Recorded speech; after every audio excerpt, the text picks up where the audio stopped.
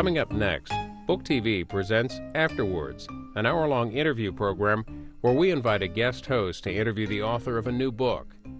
This week, from Square Books in Oxford, Mississippi, Harry Maclean recounts the murder case against Klansman James Ford Seale in The Past Is Never Dead.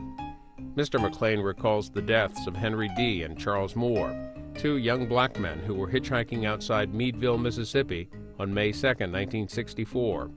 The case was left unsolved for over 40 years until the FBI in 2007 indicted James Ford Seale, then 71 years old, for the kidnapping and murder. Harry Maclean explores the reasons for the delay in convicting Mr. Seale and presents his thoughts on the former and current state of race relations in Mississippi. He discusses his book with Richard Howorth, owner of Square Books and former mayor of Oxford, Mississippi. Greetings, everybody, and welcome to Square Books and to an afternoon for a discussion with Harry Maclean. Welcome, Mr. Maclean. He's the author of a new book entitled The Past Is Never Dead, The Trial of James Ford Seale and Mississippi's Struggle for Redemption. He's written two previous books, one entitled In Broad Daylight and another entitled Once Upon a Time, A True Story of Memory, Murder, and the Law. One was an Edgar winner for Best True Crime Book, and another was a New York Times notable book. His bio says that he's a former Assistant Attorney General for the state of Colorado and General Counsel for the Peace Corps. So again, welcome to back to Mississippi and to Square Books and to Oxford. We're glad to have you here.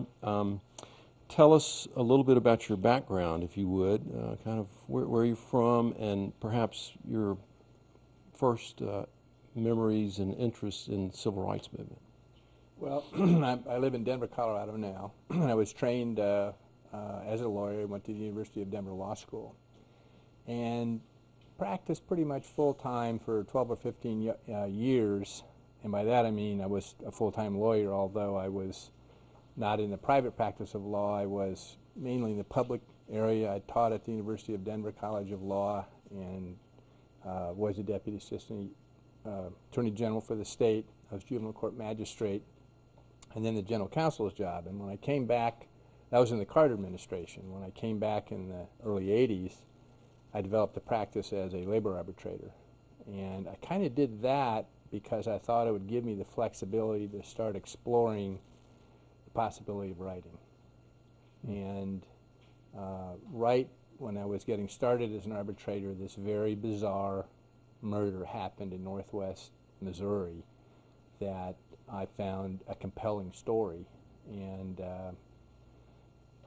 it was the killing of a town bully in a little town called Skidmore. And Ken Rex McElroy had terrorized the 13-county area of northwest Missouri. Finally, the town shot him to death on the main street as he sat in his pickup. 45 witnesses, 3 grand jury investigation. No one has ever talked. So as I think all true crime writers, although I'm not sure I'd call myself that, in some sense we're progeny of In Cold Blood. So the idea there was the nonfiction novel notion that he developed, which is tell a factual story but tell it in a novel form. So I moved out there for 3 or 4 years, coming back occasionally to arbitrations, and wrote that book and been kind of balancing writing and the law ever since. When did you first read In Cold Blood? I think I read it in the mid-'60s when it came out. Mm-hmm. You know, and I reread that book every couple of years because I'm still stunned by the stylistic innovations in that book and by the power in that book of his descriptions of the individuals and the crimes. I get mesmerized and freaked out all over again every time I read it.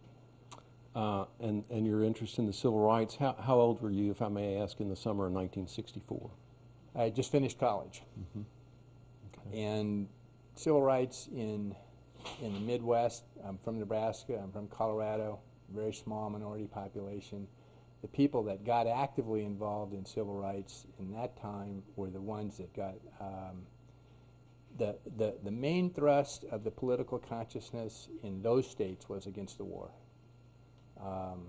The ones that did translate their activity into action were the ones that came down to Mississippi to ride the buses and for Freedom Summer and so forth.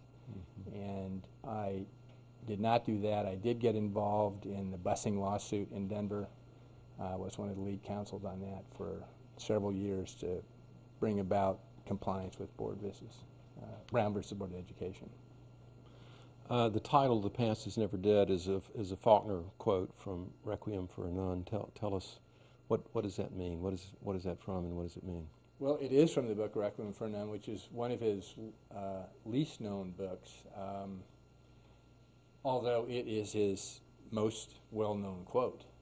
If you Google "The Past is Never Dead," you get pages and pages, and it's used in amazingly different contexts.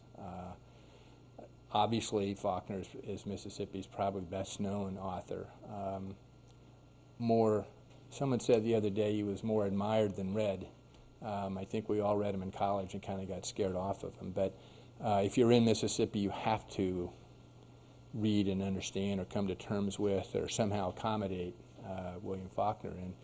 And when we were looking for a title for the book, and Faulkner was already in the manuscript, and I was working with the editor, and he took one day off and went and to the library and read all of Faulkner's stuff looking for a title. And we came back, and I said, well, what about "The Past is Never Dead"? And you don't see many titles that are sentences.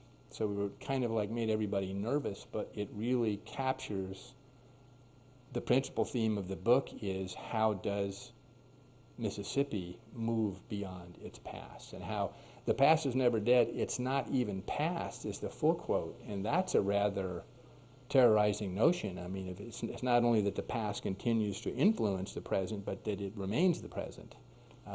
It was a character that was kind of overstating his position, but I think it's a fascinating phrase to think about. I agree. And a good title. I want to ask you about some of the characters in the book. First of all, Henry D. and Charles Moore. Two 19-year-old youths in southwest Mississippi. They lived in Roxy, which is about 18 miles east of Natchez. And one of them had just come back from Chicago. He'd been visiting relatives in Chicago.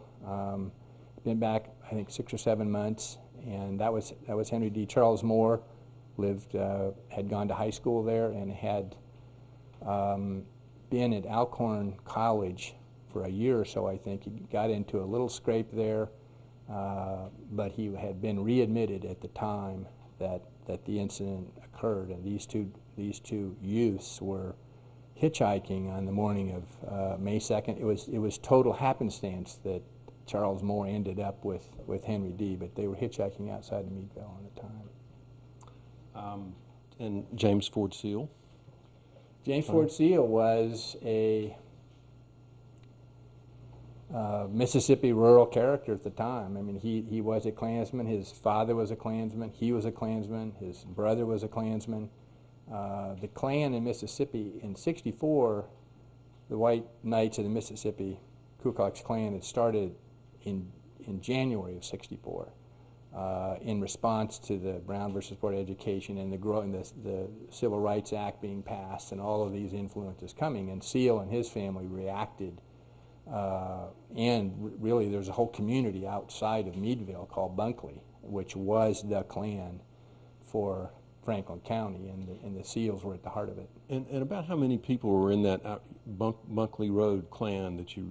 I think there were about 20 to 30. It's not. It wasn't the numbers of the Klan that ever, as far as I know, ever impressed people. It was what they would do. And outside of that group, say in Franklin County altogether, how many people might there have been in the Klan at that time? They estimate in Franklin County. They estimate in the hundreds. There actually was enough